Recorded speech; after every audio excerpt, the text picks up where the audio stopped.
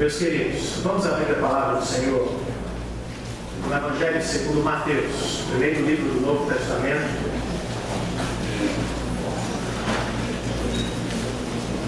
Mateus capítulo número 16. Nós vamos ler a partir do verso número 13. Nós estamos começando hoje uma série que recebe o título Cristianismo Puro e Simples. Tomamos o título emprestado do pensador cristão C.S. Lewis, que publicou uma obra com este mesmo título no século passado, no auge da Segunda Guerra Mundial. Inclusive, é um dos livros que estamos indicando para a leitura do mês. E esta série tem por propósito apresentar o Evangelho, ou o cerne do Evangelho, às pessoas que, porventura, estejam conosco há algum tempo ou que querem estar conosco para conhecer um pouco melhor Jesus Cristo. Ao mesmo tempo, nós estamos pensando nos cristãos, pensando no nosso coração que precisa ser constantemente lembrado da pessoa de Cristo e do que Ele fez por nós na cruz do Calvário. Precisamos mesmo relembrar o que Ele fez por nós e quem é Jesus para nós precisamos. Porque, como disse alguém, o cristianismo brasileiro tem quilômetros de distância, mas centímetros de profundidade. E um exemplo disso é o que o pastor Cláudio, no nosso culto da manhã, nos contou, uma ilustração que ele ouviu de outro pastor. No dia do batismo de um adolescente, o pastor, depois de ter preparado a mesma, ele perguntou para ela: quem é Jesus? E ela respondeu: Jesus é um cara legal. E o pastor disse: eu sei, mas quem é Jesus? E ela respondeu: ele é muito legal. E ele perguntou outra vez: quem é Jesus? E ela disse: Jesus é massa. E então o pastor disse: minha filha, ele é tudo isso e muito mais. Ele é o Filho de Deus, que veio a este mundo com a única missão de morrer no nosso lugar e de nos dar salvação eterna, alegria eterna na presença de Deus. E então ela disse: não tinha pensado nisso, pastor.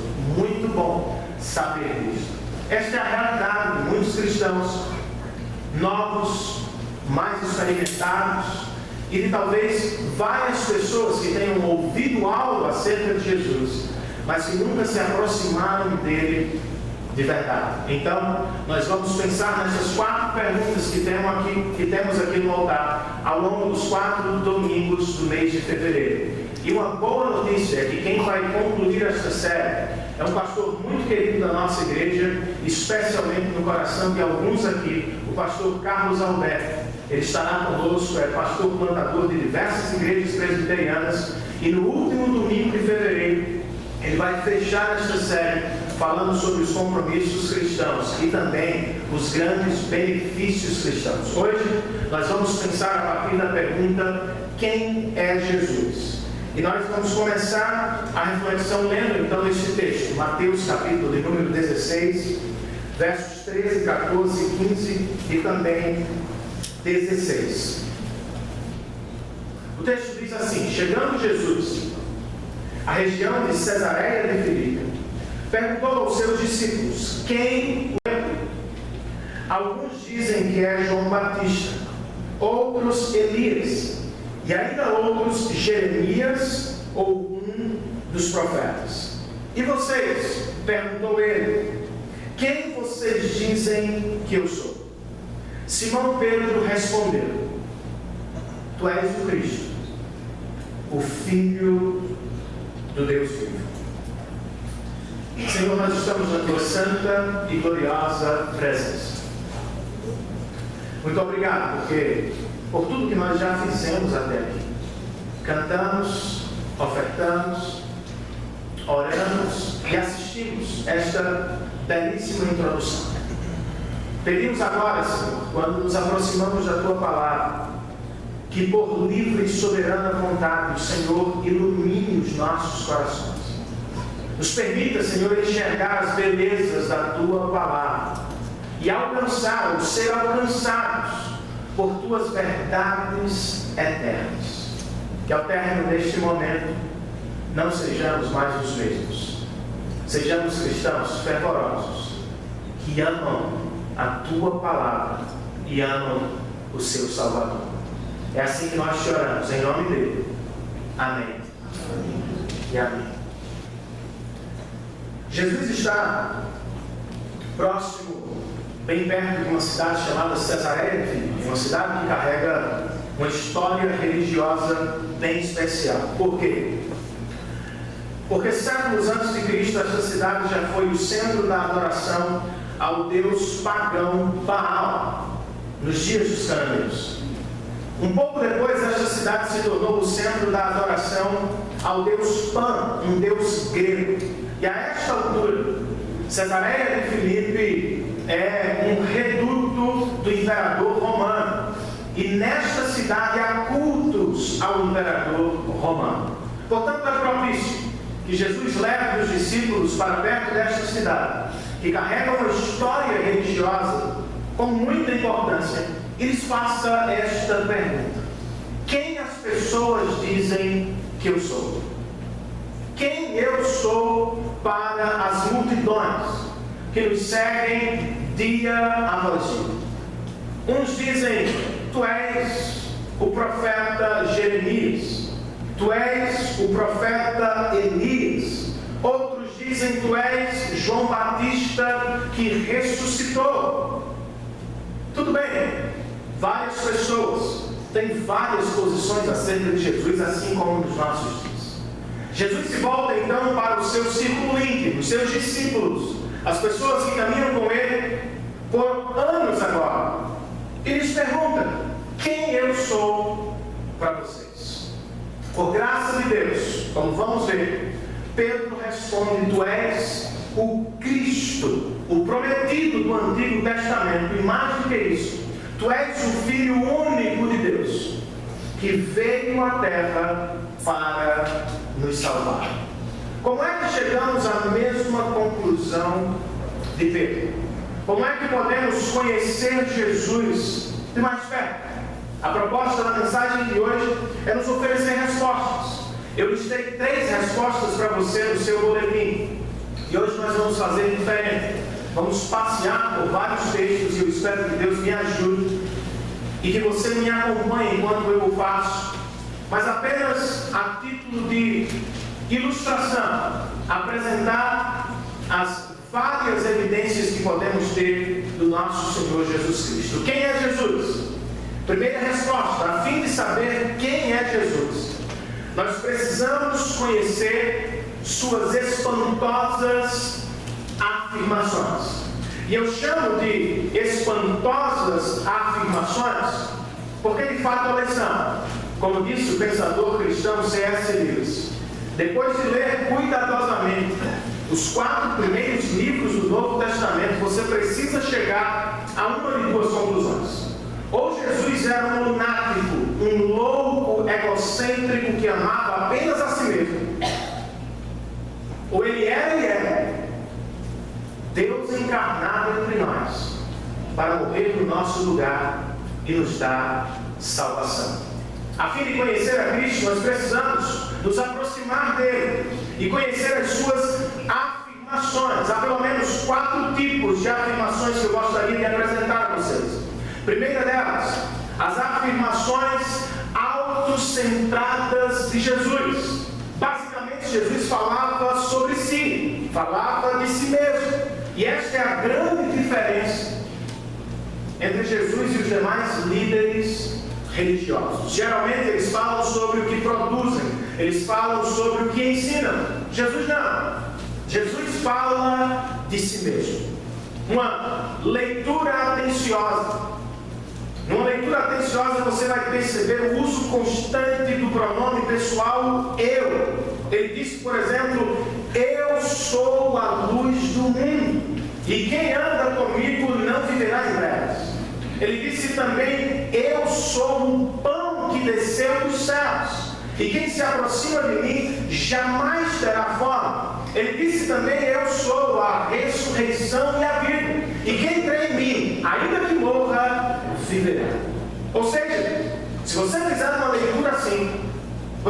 perceber que por vezes Jesus se utiliza deste pronome pessoal para falar de si mesmo. Eu coloquei 2 textos aqui para rapidamente apresentá-los a vocês. O primeiro texto de Lucas 4, Jesus está na sinagoga da cidade onde cresceu, cidade de Nazaré. E ele é convidado a pregar a palavra de Deus. Sua primeira pregação na cidade onde cresceu. De repente, o auxiliar do culto coloca em suas mãos o rolo do profeta Isaías. Jesus abre o rolo e diz para as pessoas, e lê para as pessoas: o Espírito do Senhor está sobre mim. Ele me ungiu, me autorizou a pregar boas novas de salvação aos pobres, a abrir os olhos dos cegos, a libertar os cativos e a anunciar o ano da graça do Senhor. Quando termina de ler, ele entrega o rolo nas mãos do assistente, senta-se na posição comum de ensino e, olhando nos olhos dos presentes, Jesus diz: esta palavra acabou de se cumprir diante de vocês. O que ele está dizendo? Eu sou o prometido do Antigo Testamento. Eu fui enviado por Deus para pregar o ano da graça do Senhor. Jesus não apenas se apresentou como o cumprimento do Antigo Testamento, mas também como objeto da adoração dos seus contemporâneos. E isso é revolucionário. Conhecemos o primeiro e grande mandamento. Qual é? Amarás o Senhor teu Deus acima de todas as coisas, com toda a tua força, todo o teu entendimento e com todo o teu coração. Não é este? Jesus disse aos seus discípulos em Lucas capítulo 14: se alguém amar seu pai, sua mãe, seu irmão, sua irmã, mais do que a mim, não pode ser meu discípulo.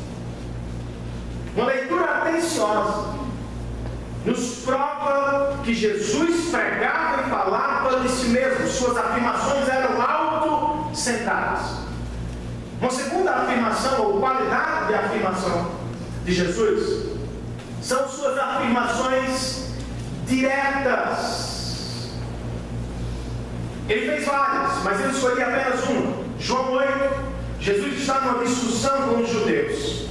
E de repente um judeu se vale de Abraão. Abraão é o grande pai dos judeus. Como que querendo comparar ou contrastá-lo com Jesus. Jesus diz então: Abraão, pai de vocês? Sim, ele realmente é grande. E quando ele me viu no Antigo Testamento, ele saltou de alegria. Os judeus ficam boquiabertos e ao mesmo tempo cheios de temor e ira no coração.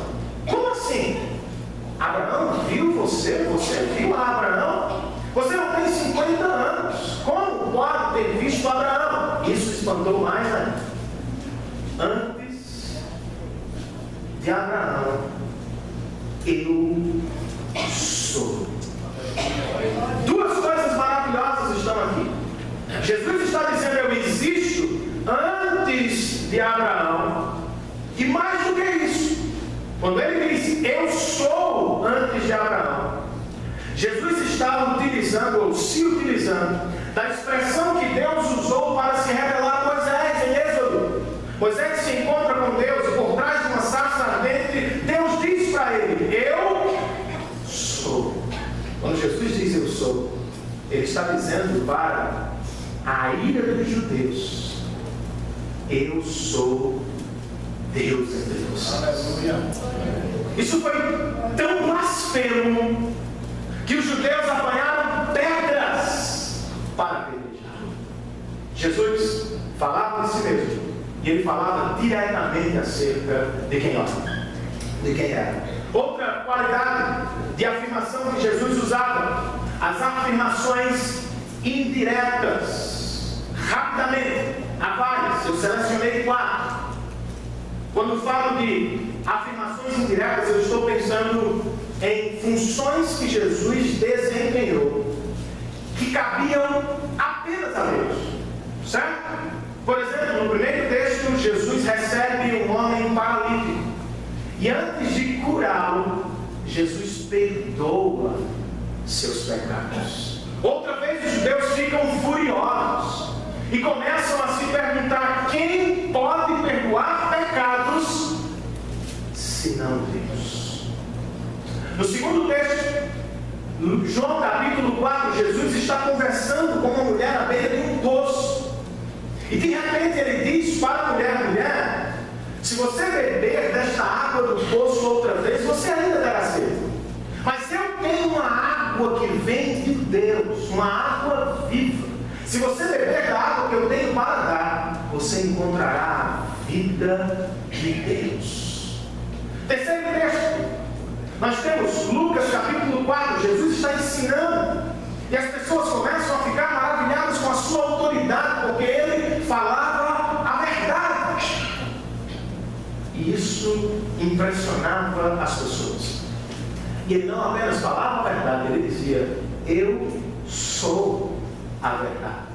Por fim, queridos, no último texto, Lucas capítulo 13, Jesus se apresenta não apenas como Salvador do mundo, mas como seu grande juiz. Eu vim salvar o mundo, mas eu voltarei para julgar.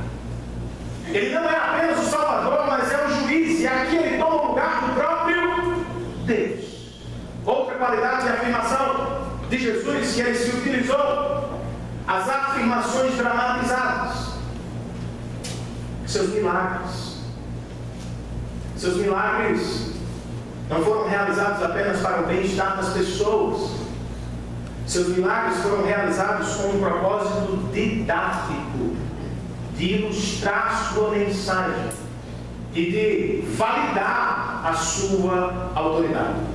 Por exemplo, João organizou todo o seu evangelho, toda a sua narrativa em torno de 7 sinais, ou 7 milagres. Jesus, por exemplo, curou um cego de nascença e logo depois disse às pessoas presentes: eu sou a luz do mundo. Ele ressuscitou Lázaro da morte no capítulo 11 e ele disse às pessoas presentes: eu sou a ressurreição e a vida. Ele multiplicou o pão diante da multidão e logo depois disse: não fiquem satisfeitos com este pão, porque eu sou o pão que desceu do céu. O que nós fazemos com as espantosas afirmações de Jesus? Sim, você pode ignorá-las e varrê-las para debaixo do tapete. Mas como diz John Stott, um livro que eu também indiquei no nosso boletim, um livro que se chama Por que Sou Cristão, elas têm um hábito constrangedor de aparecer novamente muitas vezes. Você pode escolher não lidar com elas agora, mas em algum momento da sua história você precisa enfrentar as afirmações de Jesus. Qual é o conselho? Siga lendo, não se afaste. Finde os seus pés nos 4 primeiros livros do Novo Testamento e observe um homem que assim mesmo se chamou de Deus e de Salvador da humanidade. E no momento certo, como se deu com Pedro, se dará com você. Seus olhos se abrirão e você contemplará o Cristo de Deus, o Salvador bendito da humanidade. Logo depois que Pedro confessou a Cristo como Cristo de Deus e o Filho bendito de Deus, Jesus dirigiu algumas palavras maravilhosas a Pedro. E elas carregam 2 verdades maravilhosas ao nosso coração.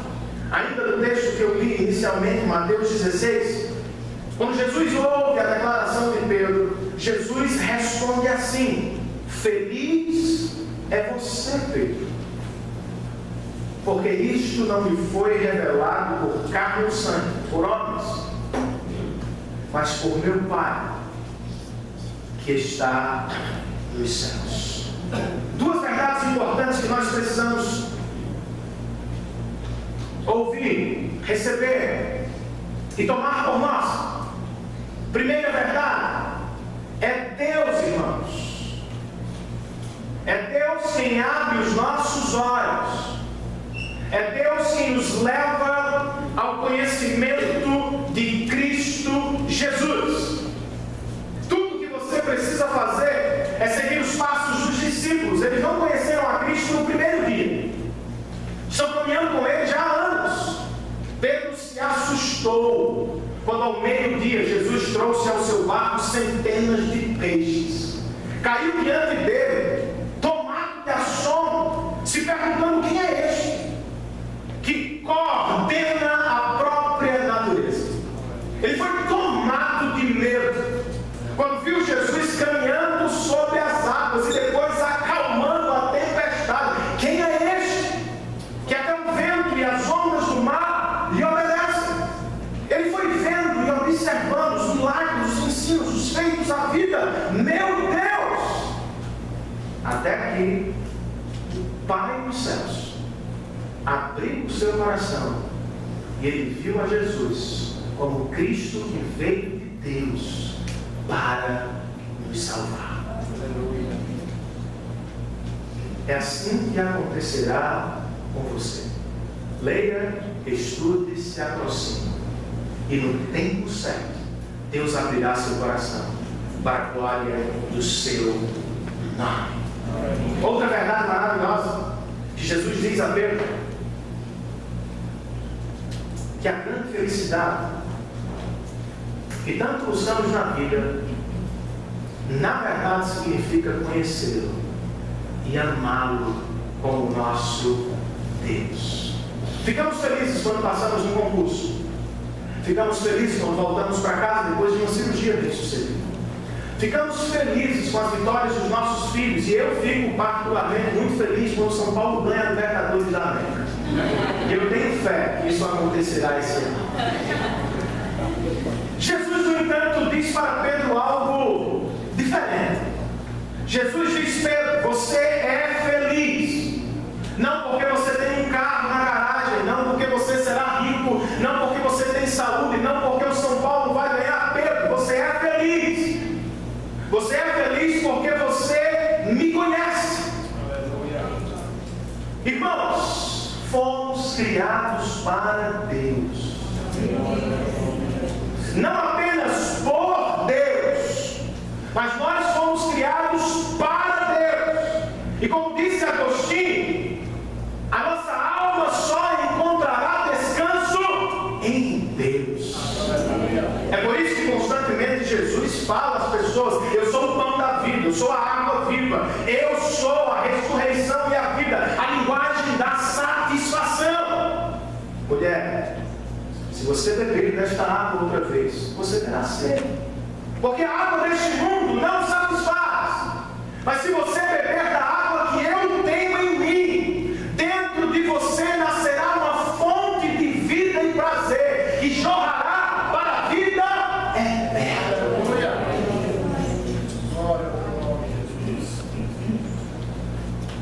Satisfaz. Paisagens enchem os nossos olhos, mas não fundam o nosso coração. Músicas tocam os nossos ouvidos, mas não enchem a nossa alma de vida. Pessoas queridas alegram a nossa vida e são dignas de admiração, mas jamais conseguirão nos preencher. Só Deus, só Cristo Jesus pode encher a sua vida de satisfação, de alegria verdadeira e duradoura, de gozo espiritual que está acima das circunstâncias da vida. Isso é um presente de Deus para os cristãos. Aleluia. Foi assim, por exemplo, que C.S. Lewis foi alcançado pelo Evangelho. No início do século passado, ele era um ateu militante. servindo o seu país na Primeira Guerra Mundial, ele escrevia poemas e livros em prol do ateísmo. Mas por volta da década de 30, o ateísmo começou a ficar insípido, sem sabor e sem cor no seu coração. E ele dizia: eu entendo isso, mas não há sentido. E aí ele começou a se questionar: e se existir um mundo maior?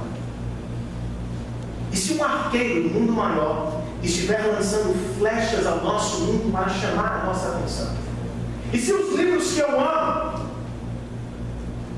e as músicas que eu escuto não foram feitas para preencher a minha alma? Ele conclui: eu estou em busca de um aroma que eu jamais provei, de um tom que eu jamais ouvi, de um país que eu jamais visitei. Sabe quem é este aroma que nós procuramos sentir e não conseguimos em nada nesta vida? Deus encarnado, Jesus Cristo. Sabe quem é este tom musical que nós anelamos por ouvir e encher a nossa vida de prazer? É o Filho bendito de Deus. Sabe quem é este país que nós tanto desejamos visitar? É o próprio Deus que nos visitou em Cristo Jesus. Então, a fim de saber quem é Jesus, queridos, em primeiro lugar, nós precisamos tomar conhecimento, nota de suas espantosas afirmações. Segunda resposta que nós temos no nosso boletim e também sairá aqui no nosso data show: a fim de saber quem é Jesus, nós precisamos conhecer e estudar seu caráter singular, único. Seus atos são coerentes com suas palavras. O que ele viveu entre nós tem coerência com o que ele pregou para nós. E como é que eu posso conhecer o caráter? Isso faz toda a diferença. Precisamos conhecer o caráter de Cristo. Depois eu vou dizer por quê. Como é que nós podemos conhecer o caráter de Jesus? E portanto olhar para ele não apenas com admiração, mas com desejo por adoração. Em primeiro lugar, queridos, nós precisamos outra vez estudar o que Cristo disse de si mesmo. Outra vez, João 8, agora no início do capítulo. Vocês se lembram da história? Uma mulher é surpreendida em adultério e é levada diante de Jesus. Jesus diz às pessoas que estão presentes: aquele que não tem pecado, atire a primeira pedra. E o texto diz que um a um, todos que estavam presentes foram saindo, porque todos se reconheciam pecadores. Um pouco depois, Jesus diz aos mesmos homens e mulheres: me acusem de algum pecado e provem que eu tenho pecado. E outra vez as pessoas se afastaram de Jesus, porque todos são pecadores. Jesus é o Santo de Deus que veio a este mundo. Isso é tão verdadeiro que os judeus precisaram contratar, pagar por falsas acusações no julgamento de Cristo. Isso é tão verdadeiro que Pilatos disse: eu lavo as minhas mãos deste sangue inocente. Isso é tão verdadeiro que Herodes nada encontrou em Jesus para acusá-lo. Isso é tão verdadeiro que Judas, o traidor, deixou as 30 moedas diante dos religiosos e disse: eu pequei contra um homem inocente. Isso é tão verdadeiro, irmãos, que um dos que estavam a seu lado disse ao outro crucificado: não fale assim dele, este homem nada fez para estar aqui. Isso é tão verdadeiro que o centurião romano que estava diante de Jesus, ao ver a sua morte, disse: verdadeiramente este homem era justo. Há uma eterna diferença entre Jesus e você. Nós também podemos conhecer o caráter de Jesus ao estudar o que disseram os amigos de Jesus, as pessoas mais íntimas de Jesus. Talvez vocês digam: eu conheço o Renan. Sim, conhece. algo de Renan, mas não igual a minha esposa, não como as minhas filhas. E geralmente, irmãos, a familiaridade revela as nossas partes feias. No entanto, os seguidores de Jesus jamais encontraram coisas feias em Jesus. Andaram com ele 3 anos e meio, pecaram diversas vezes diante dos seus olhos, jamais o viram pecar. E por isso Pedro escreveu: ele é o Cordeiro de Deus, sem mancha, sem mácula alguma. Por isso João escreveu na sua epístola: somos mentirosos quando dizemos não temos pecado, porque só tem um que jamais pecou, no seu nome é Jesus Cristo. Por isso disse o autor de Hebreus no capítulo 4, temos um sumo sacerdote que viveu as mesmas situações que todos nós, e no entanto ele jamais cometeu um pecado. Jesus foi e é santo. A fim de conhecer o seu caráter, nós também podemos ouvir as declarações dos inimigos de Jesus. No início de Marcos há várias acusações contra Jesus: blasfêmia, falsa religião e tantas outras ao longo do seu ministério. No entanto, nenhuma acusação tinha fundamentação ou conteúdo. Se você estudar a pessoa de Cristo, você vai conhecer um homem inabalável na sua conduta, na sua moral, porque ele era e é Deus Santíssimo entre nós. Qual é a importância de se estudar o caráter de Cristo? Porque nós precisamos averiguar a pessoa de Cristo. 2 respostas. Primeiro, porque o seu caráter singular, o seu caráter único, tem a ver com a nossa salvação. Na verdade, ele nos dá base para a nossa salvação.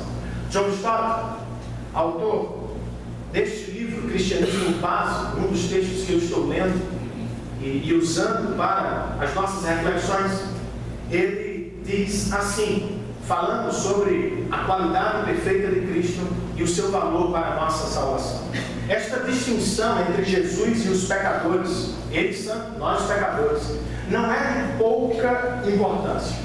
Ao contrário, ela é estupenda. É o pressuposto para a nossa redenção. É essa virtude de Cristo que o qualifica para ser o nosso Salvador. Sem isso, ele precisaria ser salvo, tanto quanto nós. Quer exemplos? A Bíblia nos chama de ovelhas perdidas, desgarradas. E a Bíblia o chama o bom pastor que veio procurar as ovelhas. A Bíblia nos chama de doentes, de pecado. E a mesma Bíblia o apresenta como um médico que veio a este mundo para nos curar. A Bíblia diz que estamos mortos em nossos pecados e delitos contra Deus. E a mesma Bíblia diz que Ele trouxe a vida de Deus para nós.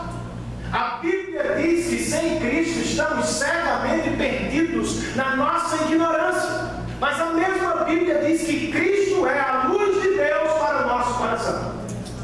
A Bíblia diz que estamos famintos por viver uma vida plena. E a mesma Bíblia nos diz que Jesus é o pão que nos dá esta vida plena. Ele jamais pecou. Jamais errou onde você errou. E por isso, por ser um sacrifício perfeito, ele se entregou diante de Deus e conquistou para os imperfeitos acesso à presença de Deus e todas as suas mais gloriosas bênçãos. Amém, queridos? Por que estudar o caráter de Cristo é importante? Em segundo lugar, porque admirá-lo vai encher o nosso coração de vida. Faça isso. No início do ministério de Jesus, nos primeiros capítulos, dos primeiros evangelhos, Jesus está na Galileia. E na Galileia ele é aclamado como um grande herói, quase que o fazem rei dos judeus. Mas quando ele vai para Jerusalém, os religiosos começam a persegui-lo. E finalmente vão condená-lo. Mas ele não muda. Seu estado de espírito é o mesmo. Seu caráter é inabalável. Entre as multidões ou sozinho. Com os que gostam dele ou com aqueles que o odeiam. No entanto, nada é mais impactante do que o seu caráter altruísta. Nós precisamos pensar nisso. Ele era Deus, mas não fez questão. Ele era o Senhor da glória, mas se humilhou. Ele tinha a adoração angelical dos céus, mas veio à terra para tomar o nosso sofrimento. Nasceu num lugar pequeno e insignificante entre animais, de uma mulher pobre. Cresceu trabalhando na carpintaria do seu pai, para ajudar sua família. E aos 30 anos começou a pregar as boas novas de Deus. Como um pregador modesto, sem andar de BMW, sem ter um jardim. Mas ele ia de lugar a lugar, caminhando, sequer sem ter onde repousar sua cabeça. Seus amigos, os pecadores, as prostitutas, os ladrões, os doentes, os marginalizados, ele tocou leprosos, ele abraçou mulheres, ele comeu com quem era rejeitado por seu tempo. Por fim, sua nação o traiu, seus amigos o abandonaram e ele foi injustamente pregado no Calvário. Depois de apanhar, receber uma coroa de espinhos, foi pregado na cruz, e enquanto estava ali, ele orou: Pai, perdoa-os, porque eles não sabem o que fazem. Por isso John Stott nos diz que este homem está acima da nossa compreensão. Você o admira.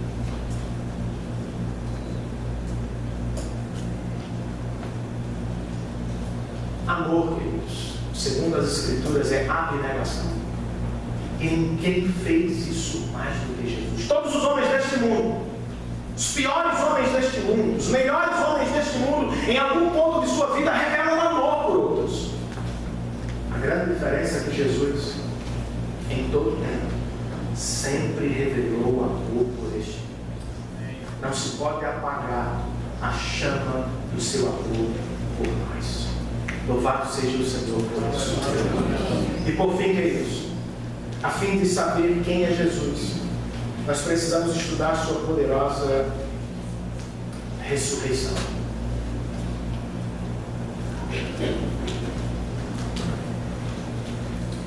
O nascimento de Jesus foi natural, mas segundo as Escrituras, sua concepção foi sobrenatural. Da mesma forma, a sua morte foi natural, mas a sua ressurreição foi sobrenatural.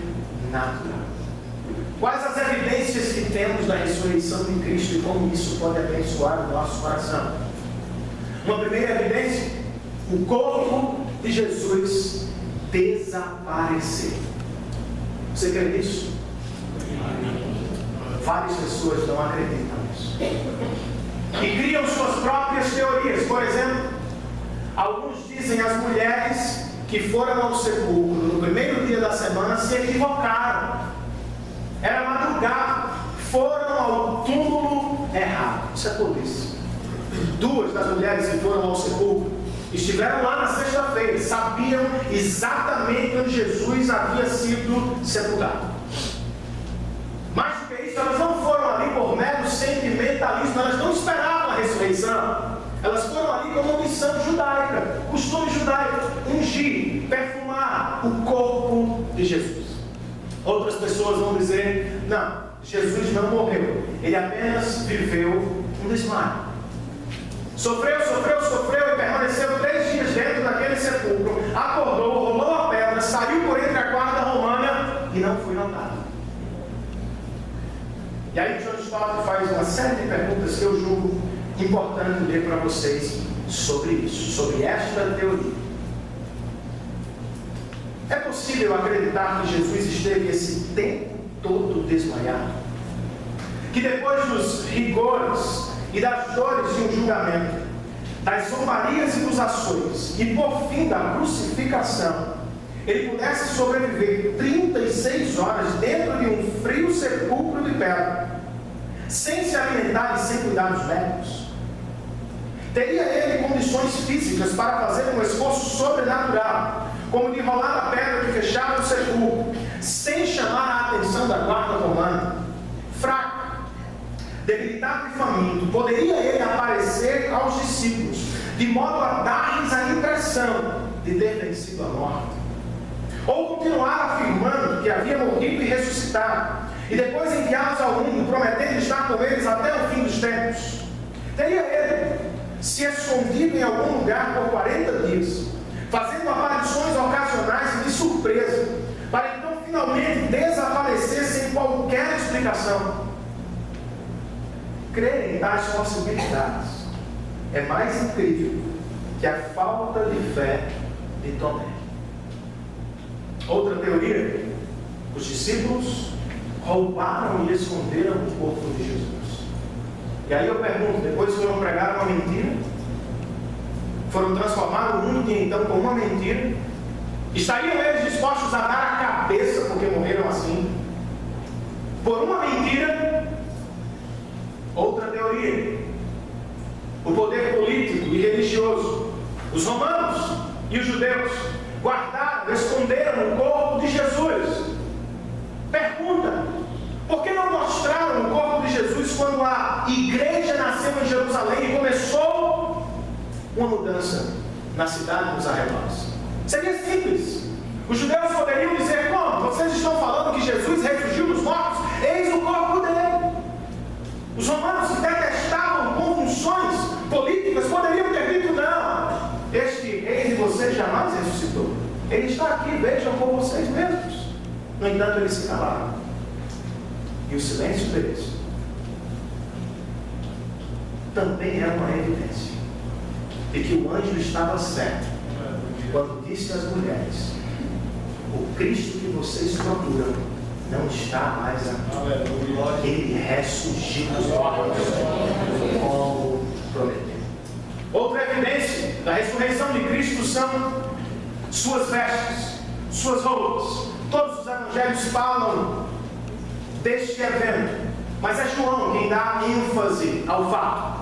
Diz o texto de João, ele mesmo falando, que quando entrou no sepulcro de Jesus, ele viu e creu. Viu o quê? Não o corpo. O corpo havia desaparecido, mas o que ele viu, a fim de crer, as vestes de Jesus, o lençol que cobria suas pernas e o seu tronco, e ao lado o lençol que cobria sua cabeça, como num casulo. As roupas de Jesus foram deixadas separadas, como uma prova da ressurreição do Senhor. Outra evidência, irmãos: muitos viram pessoas em algum lugar escondido, estão dizendo que Jesus ressuscitou. Mas os relatos nos apresentam 10 aparições a diversas pessoas em lugares diferentes. Ora, ele aparecia para mulheres, ora para homens, ora num cenáculo ou uma casa escondida, ora no meio de todo mundo. Paulo vai dizer aos Coríntios que mais de 500 pessoas viram o Senhor Jesus ressurreto diante dos seus olhos. O que aconteceu com eles? Estão inventando? Como inventariam a mesma história? E por que não inventaram melhor? Por que não nos deram uma ressurreição com toques de Hollywood? Por que apenas relatos? Estariam eles em algum transe? Estariam eles alucinados com o objeto do desejo do seu coração? Não, eles não estavam sequer esperando isso. Foram surpreendidos, ficaram assustados, tremeram diante do Cristo ressurreto. E uma última evidência, talvez a mais forte delas: os discípulos foram transformados. Faça uma leitura. Os discípulos são pessoas nos 4 primeiros livros do Novo Testamento. E quando chegamos ao 5º, Atos, eles são outras pessoas. O que aconteceu sim, o Espírito Santo de Deus desceu sobre eles e os encheu para a pregação do Evangelho, mas também eles se encontraram com o Cristo ressurreto. 2 exemplos. Pedro, que durante a Páscoa negou Jesus e disse sobre ele: jamais o conheci. Chorou amargamente depois do seu pecado e se escondeu com medo dos judeus. O mesmo Pedro, dias depois, sobe numa escadaria, talvez no esconderijo, e grita o Evangelho de Jesus Cristo com ousadia e fervor. O que aconteceu? Ele disse aos religiosos que o prenderam: eu não posso me calar e deixar de falar do que eu ouvi e do que eu vi. Jesus esteve morto, mas ele ressuscitou. Tiago, outro exemplo, irmão de Jesus incrédulo, ao longo dos evangelhos ele é apresentado assim, e eles não criam em Jesus. Seus irmãos, Paulo nos diz em 1 Coríntios capítulo 15 que o Jesus ressurreto apareceu a Tiago, e este Tiago, que nem sequer cria em Atos, é líder da igreja em Jerusalém. O que aconteceu? Onde está o ceticismo de Tiago?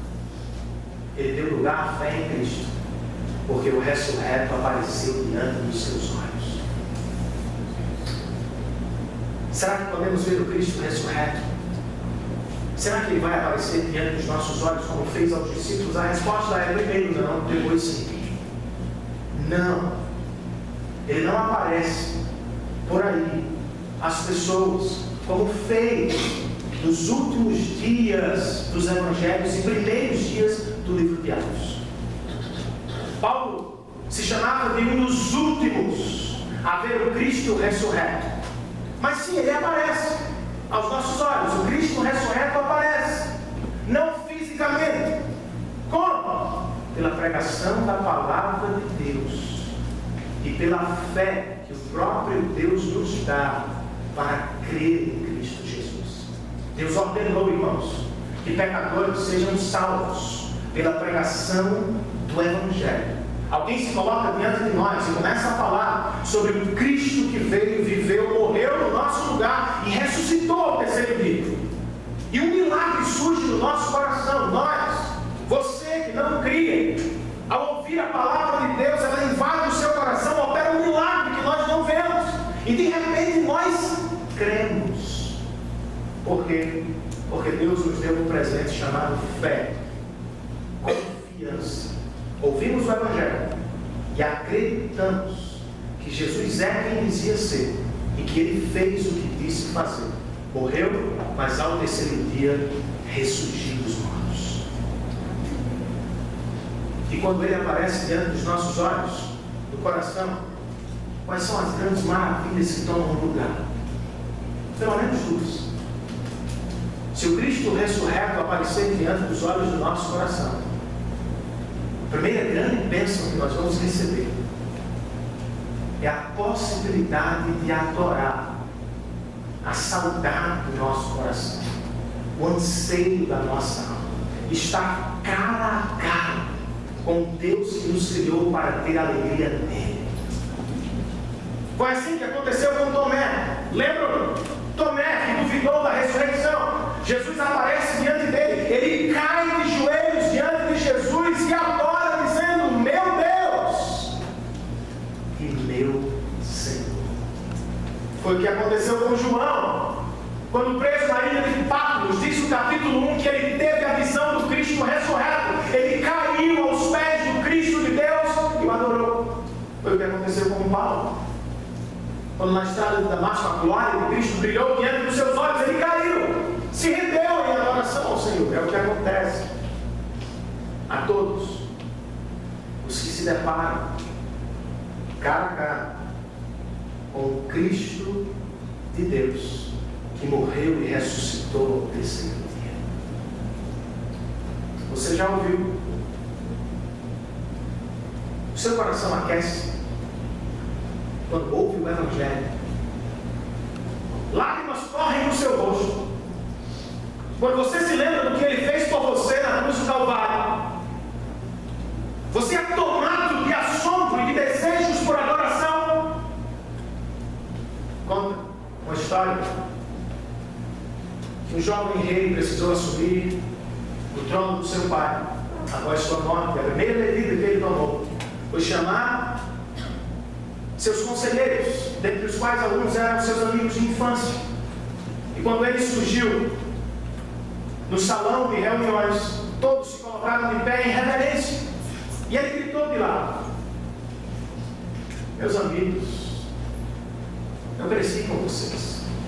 Vocês sabem, eu não sou Deus. E um conselheiro era cristão, ele disse: majestade, falastes bem, não és Deus. Se fosse, não estaríamos de pé, estaríamos todos prostrados em adoração, porque Ele é santo e maravilhoso. Ele não apenas foi visto pelos discípulos no primeiro século, Ele é visto por nós quando lemos e ouvimos a sua palavra. Outra grande bênção que toma lugar do cristão que enxerga o Cristo ressurreto: transformação, irmãos. Pedro foi transformado, Tiago foi transformado, Paulo foi transformado. Você já foi? Você diz ter visto o Cristo ressurreto, mas ainda não a si mesmo, acima de todas as coisas? Ainda usa o dinheiro só para o seu próprio prazer? Ainda ignora a palavra de Deus e vive como se você fosse o seu Deus? É impossível ver a Cristo e ser a mesma pessoa. Paul Washer usa uma ilustração grotesca, mas real. Você seria a mesma pessoa se desse de cara com um caminhão carregado a 150 por hora na BR-101? Certamente não. Jesus é muito mais poderoso do que um caminhão carregado a 150 por hora. Dar de cara com Ele é ter a sua vida transformada para a glória de Deus. Antes você adorava a si mesmo. Ao ter os seus olhos abertos para enxergar a Cristo, você adora a Cristo acima de todas as coisas. Antes dele, você trabalha para o seu próprio nome, para fazer o seu nome conhecido. Ao se deparar com a glória de Deus na face de Cristo, você passa a trabalhar para fazer o nome dele conhecido e desejado entre as nações. Você trabalhava antes para fazer o seu império grande. Mas ao se deparar com a glória de Deus na face de Cristo, tudo que Ele fez e faz por você, você passa a trabalhar para espalhar a glória do Rei Jesus Cristo. Como, queridos? Como podemos conhecer melhor Jesus? Estudando seriamente suas afirmações. A emoção vem depois. Mas inicialmente precisa dar razão. Estudando seu caráter. Ele é realmente quem dizia ser. E estudando sua poderosa ressurreição. Você já ouviu com os olhos do seu coração? Você já foi encontrado por Ele? Um adolescente foi a um retiro de fim de semana com colegas. O Evangelho lhe foi pregado. Seus olhos do coração foram abertos e ele viu o Cristo de Deus, que tomou o seu lugar diante do julgamento de Deus. Voltou para a escola na segunda-feira e começou a falar do Evangelho com os amigos. E um deles, bastante cético, disse: me diga, meu amigo, você viu Jesus? Você tocou Jesus? Você o ouviu? E ele inicialmente ficou preocupado, sem respostas. Mas de repente uma ilustração lhe veio ao coração. Ele disse aos meninos: vocês gostam de pescar? E uns disseram sim, outros disseram: eu quero. O que você quer com isso? Ele continuou: me responda, vocês sempre conseguem ver os peixes que fisgam o anzol? E um disse: claro que não. Quando a água está turva, ou quando os peixes estão bem fundo, nós apenas sentimos. Quando eles mordem nos olhos. E o menino disse: foi o que aconteceu comigo. Eu não vi Jesus com os olhos físicos. Não ouvi audivelmente. Não toquei as suas mãos, como fez Tomé. Mas eu senti.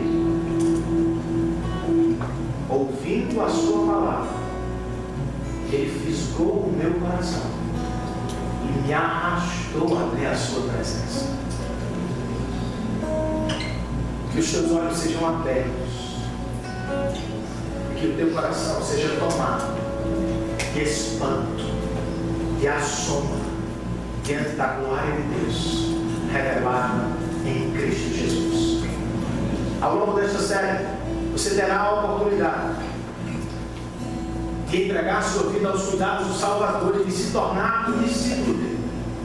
A começar de hoje, ao término do culto, nós vamos deixar este tempo, mas eu vou ficar aqui. Se você está ouvindo o Evangelho conosco há algumas semanas, e ele pouco a pouco está fazendo sentido no seu coração, e você deseja os cuidados do Salvador, as bênçãos do Cristo de Deus, eu queria conversar com você, orar por você e apontar os próximos passos. Então, ao término do culto, eu vou ficar aqui esperando por você. Combinado?